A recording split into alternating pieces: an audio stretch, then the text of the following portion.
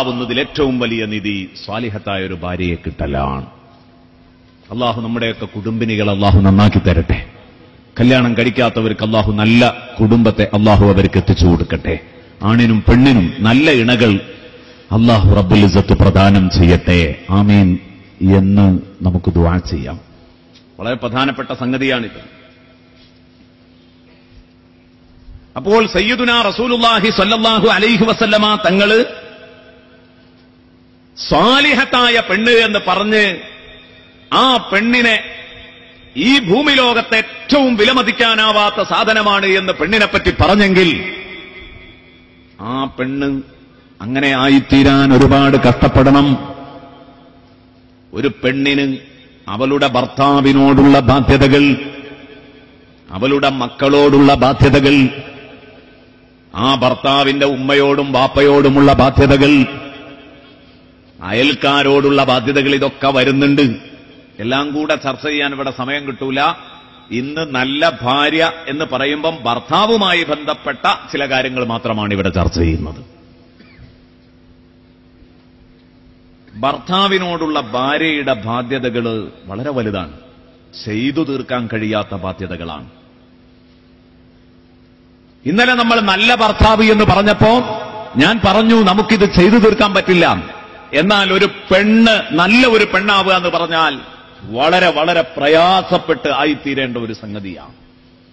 പ്രിയപ്പെട്ട ഉമ്മമാരെ, എന്റെ പ്രഭാഷണം കേൾക്കുന്ന സഹോദരിമാരോട് ഞാൻ പറയട്ടെ, ഈ കേൾക്കുന്നതിലൊരു ഭാഗമെങ്കിലും നമ്മുടെ ജീവിതത്തിൽ പകർത്താൻ വേണ്ടി നാം ശ്രമിക്കണം എന്ന് പ്രത്യേകം പറയുകയാണ്. ചെയ്തു തീർക്കാൻ പറ്റൂല എന്ന് പറയാൻ കാരണം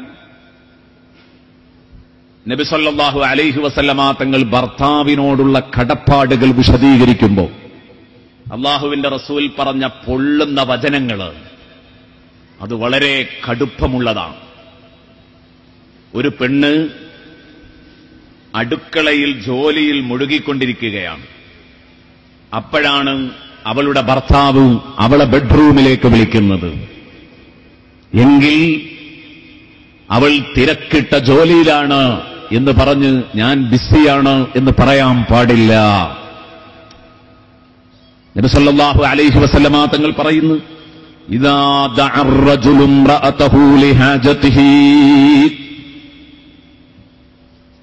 ഒരു പുരുഷൻ അവന്റെ ഭാര്യയെ അവന്റെ ആവശ്യ നിർവഹണത്തിന് വേണ്ടി ക്ഷണിക്കുകയാണെങ്കിൽ വിളിച്ചാൽ, എപ്പോഴാണോ വിളിക്കുന്നത് ഫൽതഅതിഹി, ഉടനെ അവൾ അവിടെ ഹാജരാവണം, അവന്റെ അടുത്തെത്തിക്കൊള്ളണം. വഇൻകാനത് അല തന്നൂർ, അവൾ അടുപ്പത്ത് തിരക്കിട്ട ജോലികളിലാണെങ്കിലും സയ്യിദുനാ റസൂലുള്ളാഹി, അല്ലാഹുവിന്റെ റസൂൽ പറയുകയാണ്, ഇദാ ദഅ അർ-റജുലു ഇംറഅതഹു ഇലാ ഫിറാശിഹി, ഒരു മനുഷ്യൻ അവന്റെ ഭാര്യയെ അവന്റെ ബെഡിലേക്ക് വിളിച്ചു, വിരിപ്പിലേക്ക് വിളിച്ചു, ഫലം തഅതിഹി, അവൾ പുറം തിരിഞ്ഞു നിന്നു, അവൾ അനുസരിച്ചില്ല, അവൾ അവിടെ ചെന്നില്ല, അയാളുടെ വിളിക്ക് ഉത്തരം നൽകിയില്ല. ഫബാത ഗൾബാന അലൈഹാ,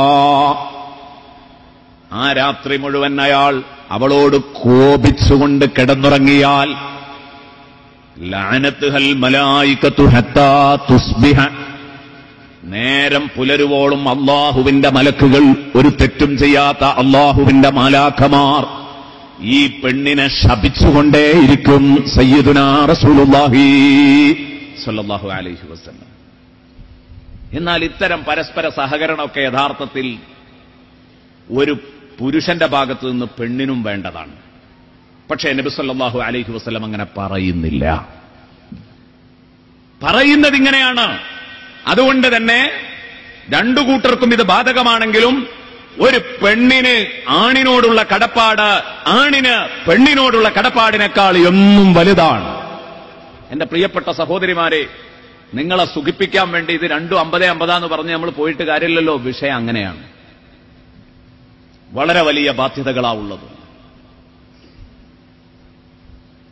നിർബന്ധമായിട്ടും എന്റെ പ്രിയപ്പെട്ട സഹോദരിമാര് ഇതോർത്തുകൊണ്ടായിരിക്കണം ജീവിതത്തിൽ മുന്നോട്ട് പോകേണ്ടത് എന്ന് പ്രത്യേകം ഉണർത്തുകയാണ്.